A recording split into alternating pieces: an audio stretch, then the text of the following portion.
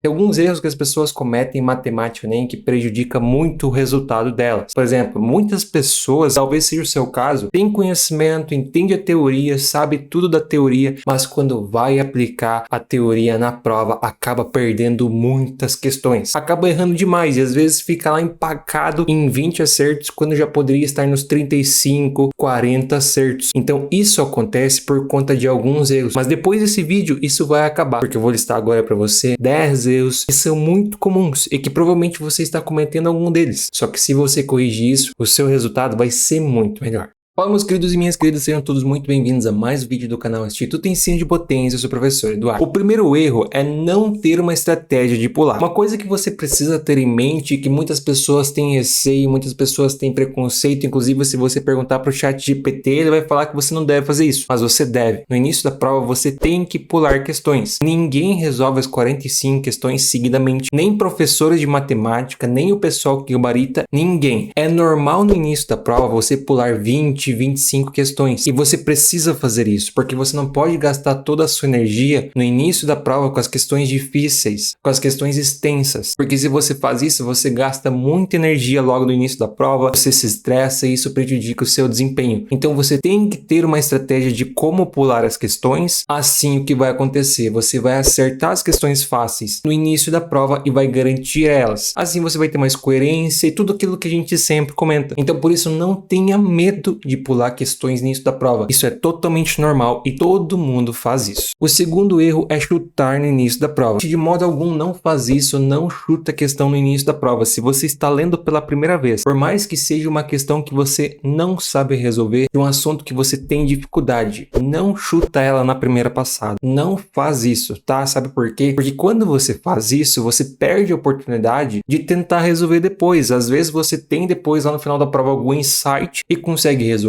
ou você pode utilizar a estatística ao seu favor para chutar. Então, de modo algum, chute no início da prova, porque é uma oportunidade que você perde de depois tentar resolver a questão, por mais que seja por lógica ou por outras técnicas de chute. Então, não chuta no início da prova. Isso é um grande erro. O terceiro erro é fazer todas as contas à mão. Gente, tem muitas contas que você pode fazer de cabeça tranquilamente por associação. Isso agiliza o seu tempo, você tem mais tempo para resolver outras questões, você reduz também o gasto de energia para resolver a questão, além de você ter menos possibilidade de errar. Porque quando você adiciona muitos passos para resolver a questão, como o passo a passo de todas as contas na mão, isso gera muitas oportunidades para você errar. E se você errar, você pode perder a questão. Então, se você tem a oportunidade de fazer uma conta por associação, aproveita, porque isso facilita muito a sua vida, agiliza o tempo e quem consegue mais de 40 acertos faz muitas contas por associação. Então isso é muito importante. Fazer as contas de cabeça agiliza a sua prova e reduz as possibilidades de errar. Então pratique isso, que é muito importante. O quarto erro, não ter uma boa estratégia. Gente, uma estratégia é fundamental. Por exemplo, como que os times de futebol ganham um jogo? Através de estratégia. Como alguém ganha um jogo de xadrez? Através de estratégia. Como alguém ganha um jogo de futebol americano, basquete, qualquer coisa? Estratégia. E nas avaliações não seria diferente. Se você sai fazendo as coisas de qualquer forma, sem ter um raciocínio, sem ter uma lógica a partir de cada passo, a partir de cada etapa, você está fazendo as coisas na cega. Seria a mesma coisa que você ir no escuro e tentar acender a luz sem conseguir enxergar nada. Você eventualmente pode conseguir um desempenho, mas a chance de você demorar muito, a chance de você não conseguir é muito grande. Por isso, você tem que ter uma estratégia, um plano traçado sobre o que você vai fazer em cada situação de prova. Assim, quando você se deparar com algum problema, você vai conseguir solucionar, você vai conseguir contornar essas coisas. Então, ter uma boa estratégia é algo assim que muitas pessoas negligenciam, só que quem consegue mais de 30, 35, 40 acertos em matemática tem uma boa estratégia. Então, tenha isso em mente, entenda que você precisa de um plano, que você precisa de uma estratégia e trace a sua. Obviamente, todas essas coisas que eu estou falando aqui, eu vou deixar vídeos na descrição onde eu explico cada uma delas para você se aprofundar, porque eu não vou fazer tudo isso nesse vídeo, senão ele vai ter uma hora e vocês não vão querer assistir. Por isso, cada coisinha dessas, aquilo que você quer saber mais, os vídeos vão estar na descrição. O quinto erro, não usar os objetos ao seu favor. Gente, isso aqui é muito importante e muitas pessoas acabam negligenciando, principalmente quando você tem aquelas questões de geometria espacial, onde você tem que fazer projeção ortogonal. Por exemplo, como essa questão aqui dessa torneira. Muitas pessoas acabam errando, por mais que seja uma questão fácil, mas acabam errando porque não entendem. O que você pode fazer numa situação como essa, lá na hora da prova você vai ter uma caneta. Você pega a caneta, faz o movimento ali que tem que ser feito para projeção ortogonal, e assim você sabe qual que vai ser o comportamento. Ou às vezes você tem lá um cubo, alguma coisa, observa as coisas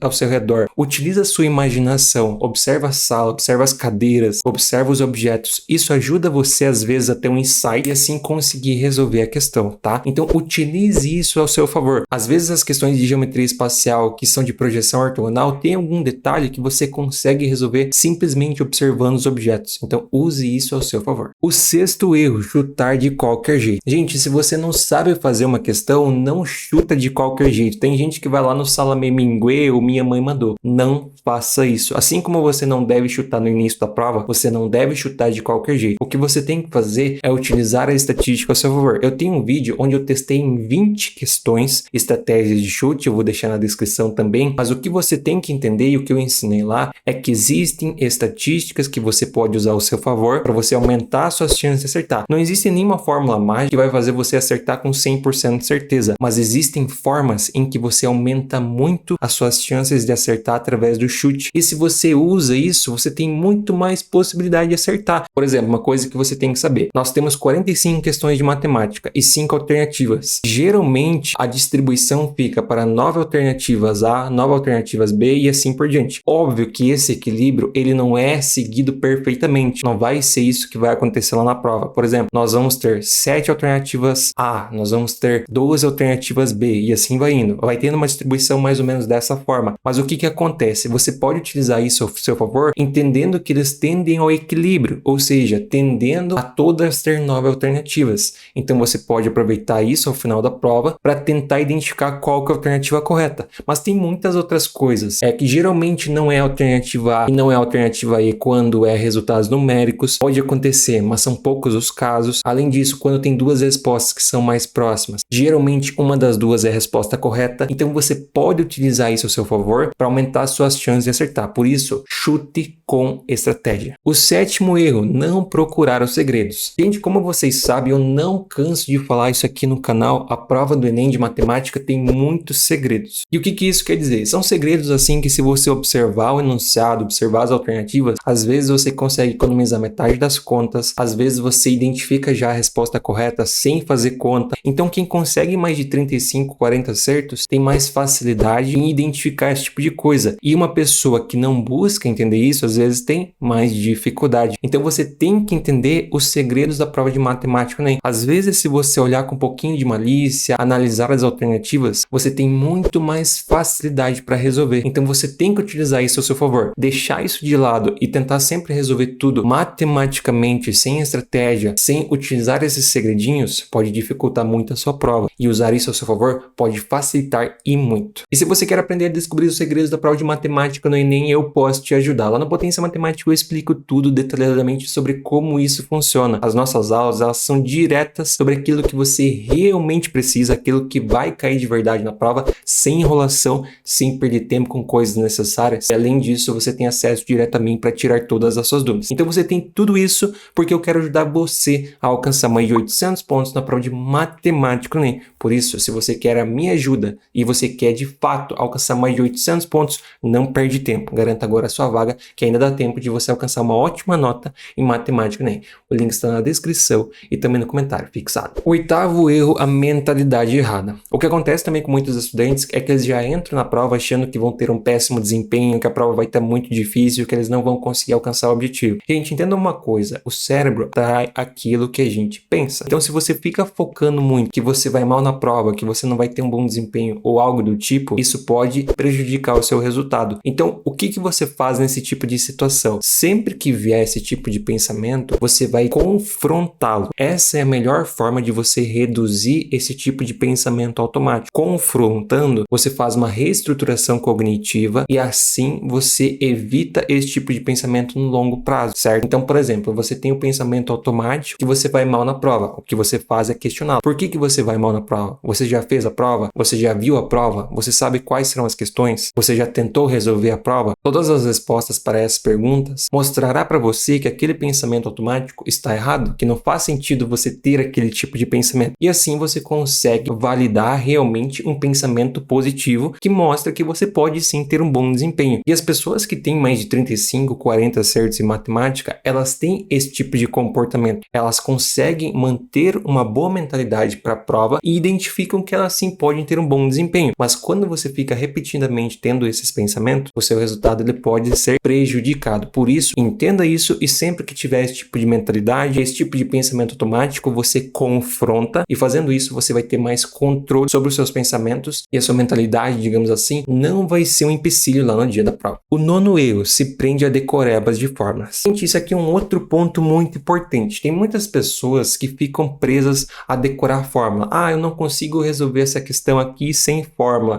Se eu soubesse a fórmula dessa questão, eu conseguiria resolver. Gente, entenda uma coisa. Tem muitas questões que você pode resolver que, embora necessitem de fórmula, você consegue contornar a situação e resolver sem a fórmula. Por exemplo, observa essa questão aqui da caneca. É basicamente um tronco de cone. Muitas pessoas identificariam, eu não sei a forma do tronco de cone. Daí o que acontece? Simplesmente chutariam a questão porque não sabem resolver. Mas o que você pode identificar? Um tronco de cone nada mais é do que um objeto que o seu volume ficará entre o volume de um cilindro grande com a parte maior da circunferência e o volume de um cilindro pequeno com a parte menor de circunferência. Então, se você calcular o volume do cilindro grande e o volume do cilindro pequeno, o que vai acontecer? Você vai saber que o volume do tronco do cone deve estar entre os dois. E fazendo isso, só teria uma alternativa correta. Então, não fique preso às fórmulas em todas as questões. Você pode, às vezes, utilizar outros artifícios da matemática e solucionar a questão. E assim você não perde uma questão, porque se você for simplesmente chutar a questão, a possibilidade de você errar é muito grande. Agora, se você utilizar isso ao seu favor, você consegue ter muito mais chances de acertar a questão. O 10º erro, não ter um método de resoluções. Gente, uma coisa que vocês precisam ter em mente é que para resolver as questões, vocês têm que ter um padrão. Não pode fazer de qualquer forma. Uma coisa que eu vejo, tem pessoas, estudantes que às vezes resolvem, começam a ler o enunciado, nem terminam de ler o enunciado, já saem resolvendo a questão. Ou às vezes terminam de ler o enunciado, não sabem o que o exercício quer saber. Ou às vezes tentam sempre fazer tudo na decoreba. Entenda uma coisa, se você colocar um processo de passo a passo na sua resolução, sempre uma mesma sequência do que você vai fazer, você consegue automatizar a resolução muito e assim a sua chance de acertar a questão aumenta muito, porque ela está padronizada. Quando você coloca muita confusão na resolução, você fica desorganizado e assim você tem dificuldade em resolver. Agora, se você coloca organização com um passo a passo de resolução, você tem muito menos chance, no caso, você tem muito menos margem para você errar e assim a possibilidade de você acertar a questão com organização é muito melhor. Se a organização não fosse importante, as coisas seriam todas desorganizadas na sociedade de um modo geral. Mas como a organização ajuda muito, as pessoas, as empresas tendem a sempre usar a organização e na prova não é diferente, resolver uma questão não é diferente. Por isso, use um passo a passo para resolver suas questões com organização. E para você que está assistindo esse vídeo aqui até o final, tenho certeza que você quer isso. Por isso, nesse vídeo aqui eu explico exatamente como ter organização na prática para resolver as questões